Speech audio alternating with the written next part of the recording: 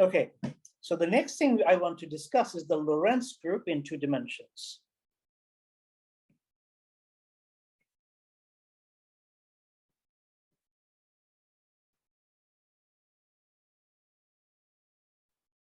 Okay, so what is a Lorentz group? Let me first define it in general. The group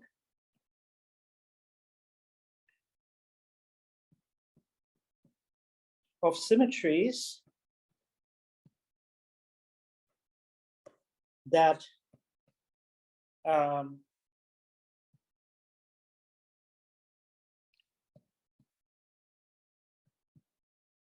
connect. Okay, let me be first loose, okay, loosey-goosey. Then we'll make it more precise, because what I'm going to say is correct in spirit, but not technically. Okay, so the group of symmetries of special relativity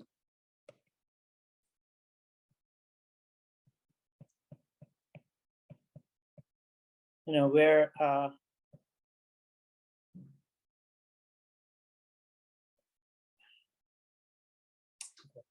just trying to be very,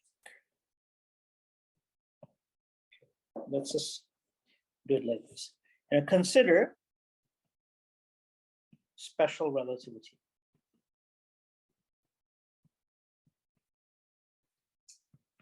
We know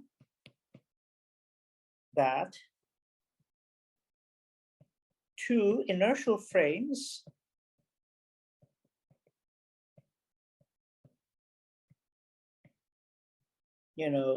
give rise to the same physics, right?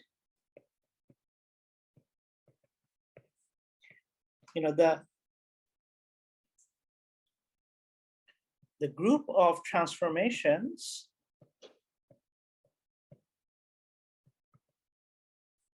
that connect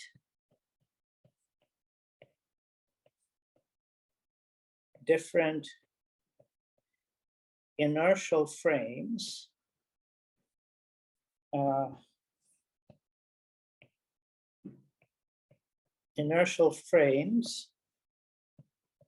in special relativity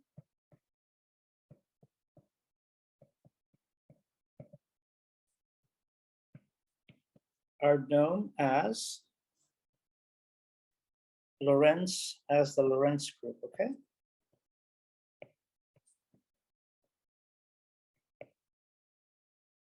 So if you have done any special relativity, suppose that, so we are doing a 2-dimensional version of special relativity here. Suppose that you have some space-time and the coordinates are described by some spatial coordinate x and the time coordinate is t. And there could be another reference frame, which is moving with respect to, say, to this reference frame with velocity,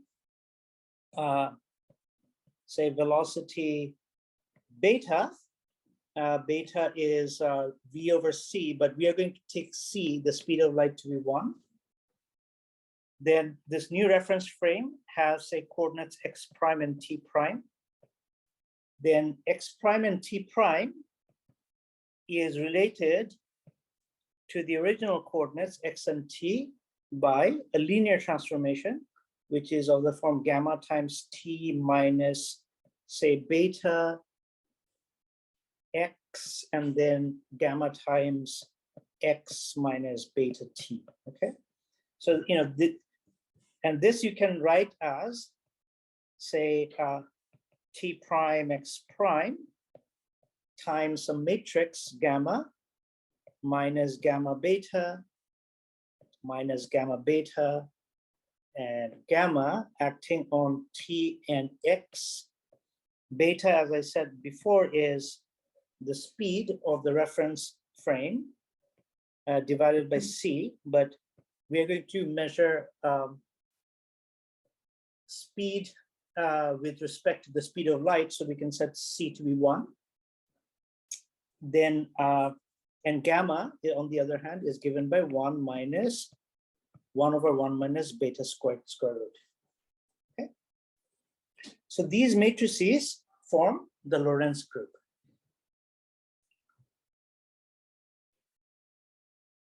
Okay, so this is the traditional way of looking at Lorentz group. Now I'm going to define the Lorentz group in a slightly different way, okay? Do you have any questions? This should be reviewed for those who have done some special relativity. If you haven't done special relativity, that's fine. Don't worry about it. Sir, what special relativity? Special relativity, Einstein's theory of special relativity. Oh, so you mentioned like a word before special relativity. Never mind, I probably missed it. Some. Oh, it's a sum. Okay, sorry. Yeah. Sorry. At least these two equations should be familiar, right?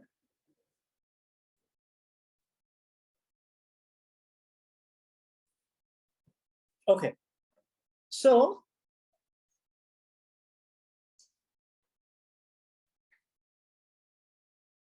let me define the Lorentz group. So in special relativity, one considers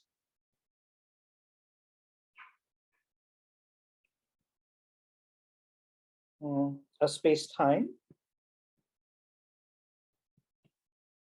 For our case,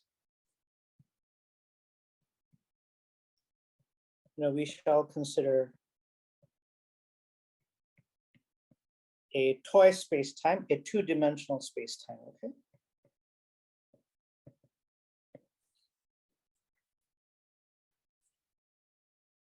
Okay, so now let's draw a picture of the space-time. So this is the time axis, and this is the space axis. Okay, and one thing we will do is that we will set c, the speed of light,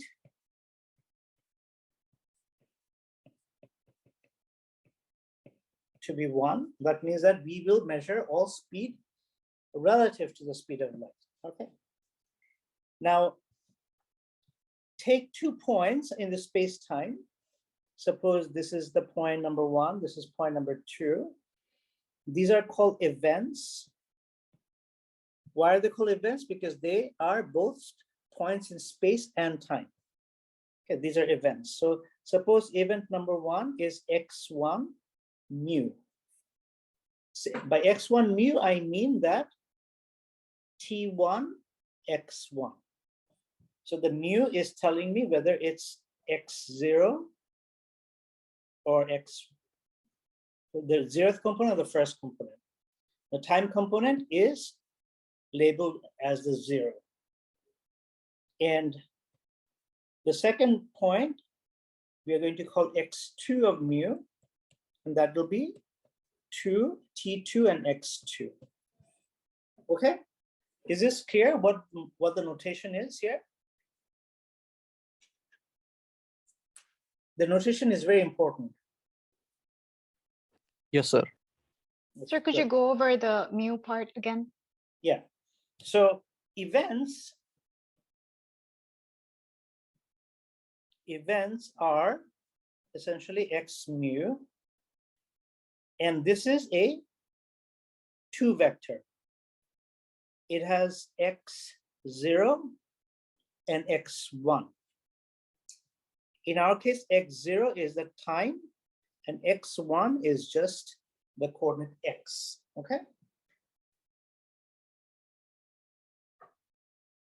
And when I say x mu 1, this is a label for the point.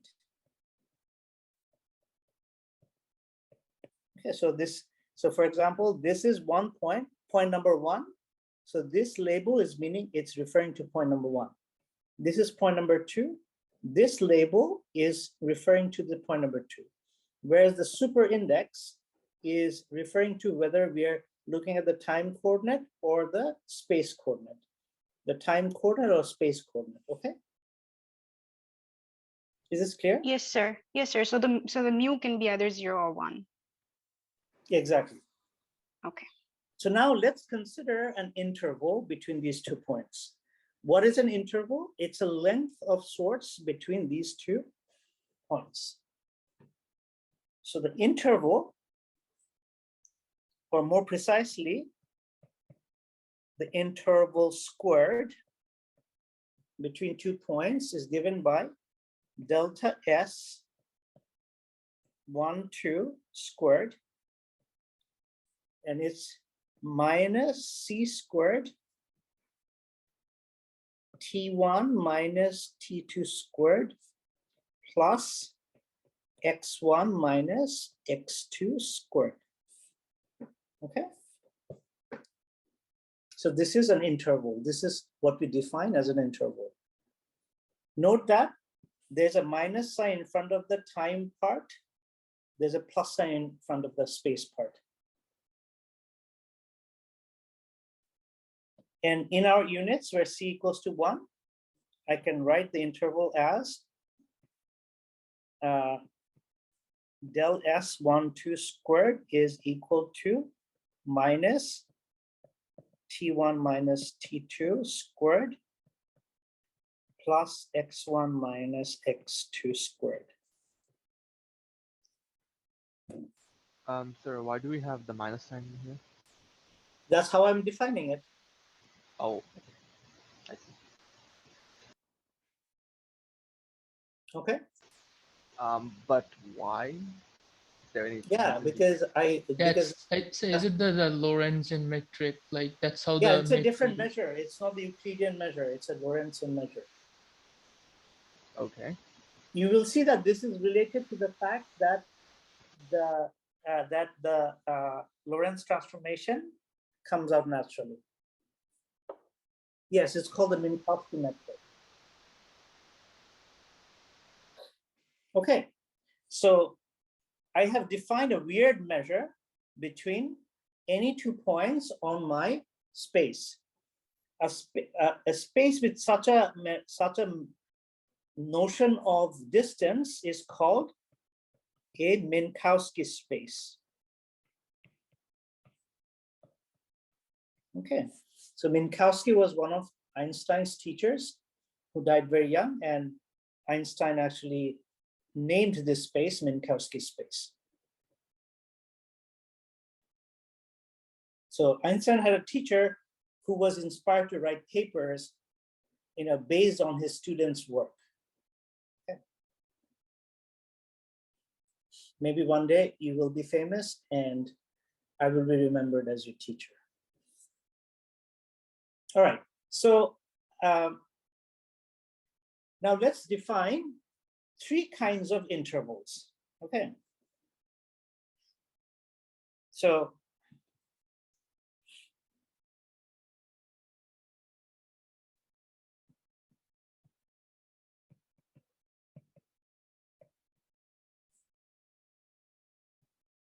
this interval gives rise to, sorry, not two, to 3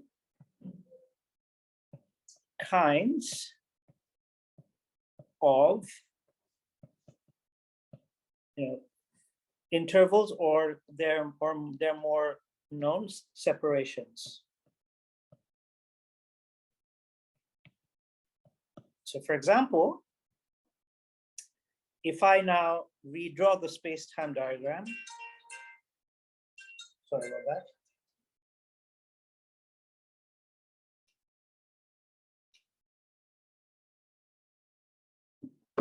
So if I redraw the space-time diagram, then can someone tell me if there's a like a beam of light or a pulse of light that emanates from t equals to 0 at the origin, what would be its trajectory? And 45 degrees. 45 degrees.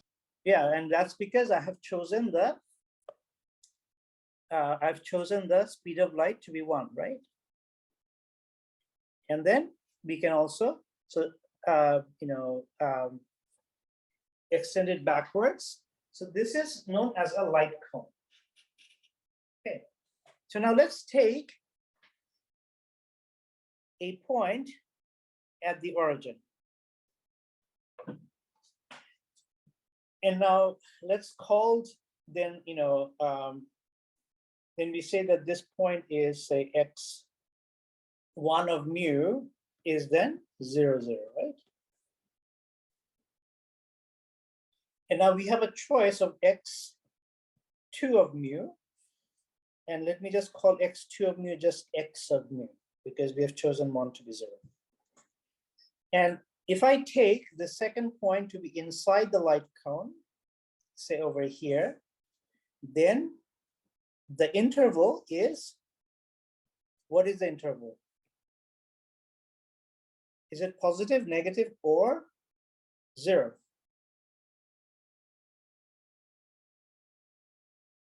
Sir, it should Positive, I be negative because the t is larger than the x, the t interval Oh, yeah, portion. T is going up, right? Right.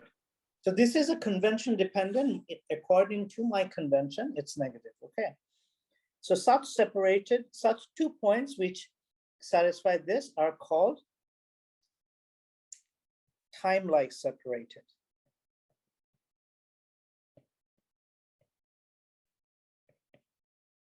Now, here, this point is in the future of this point, right? But if this point was over here, this would also be a time-like separation, right?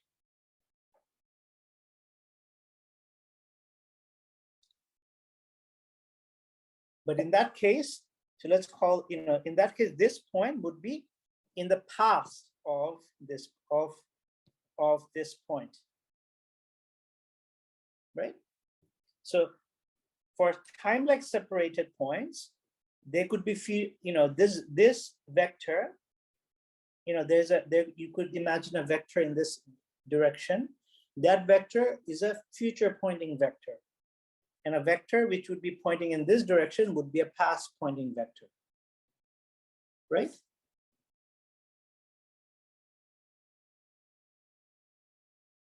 Is it clear? Yes, sir. Okay.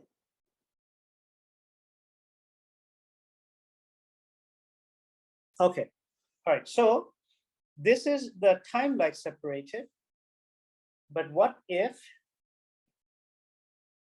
let me draw the space-time diagram again. By the way, space-time diagram is the modern way of doing special relativity.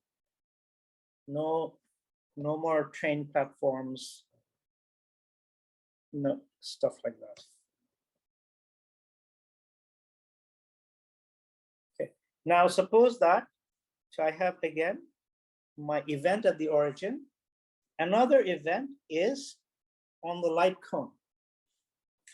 In that case, what is delta S squared? 0. Right. In that case, it's 0, right? Even though, delta T1 minus T2 is not equals to 0, x1 minus x2 is not equals to 0, but because of this minus sign, these two factors cancel each other out on the light cone. Okay, so 2 points which are separated like this are called light-like separated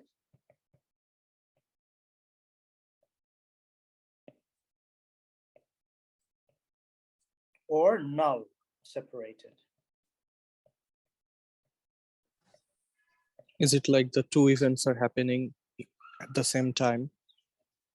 They're not happening at the same time, but if you could travel at the speed of light, then time would not elapse for you. They're not happening at the same time. As you can see, this is at time 0, and this is at a different time, but their separation is null. So is the physical interpretation of the time light-like separation be that like they're just separated by a light ray or a Yeah, pulse. exactly. That you can reach this event from this event by a laser gun.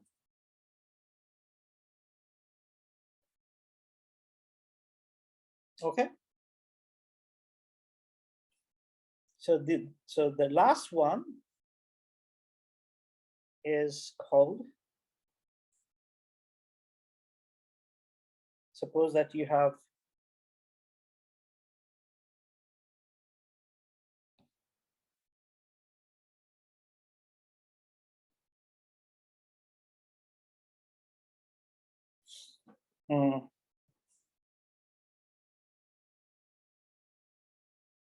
these 2 points, then what would be delta S squared?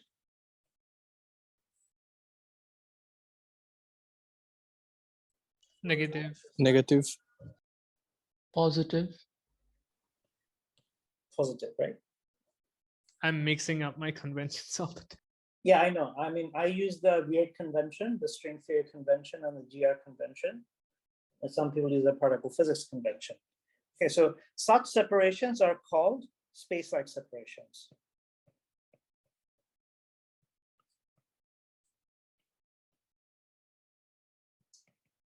Now, can someone tell me, which one of these events happened before, this one or this one? The center. The what? The central event. I mean, the event that's pointed Okay. in the center. Is that an absolute fact? Yeah, before and after I think is an absolute fact. Yeah. Or oh no, In no, relativity, no, it's not. I mean, it's it not, depends it's not. on the reference frame, right? Because Right. So events which are space-like separated, they may be one of the, they are not, whether they're simultaneous or one is in the future of the other, there is no notion of time ordering between them in a strict sense.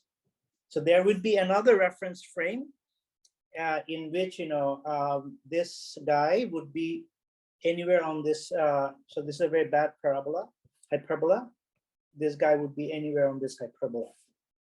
So you could go to a reference frame, where the relative positions of these 2 points could be like this. Okay, this is what it means in special relativity that there is no absolute notion of simultaneity. Whereas if 2 events are time-like separated, there is a definite notion of future and past. Okay, same goes from light-like. But when it comes to space-like separation, there is no absolute notion of what happened before or after. so time ordering doesn't really go away with special relativity in this sense. No, time ordering doesn't go away. It just exists. Its absolute meaning only exists for time-like separated intervals.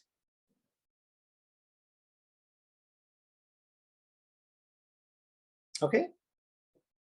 In Newtonian space-time, time ordering, exists for all separations, all points, between all points. But in special relativity, it's very specific to time-like separated points.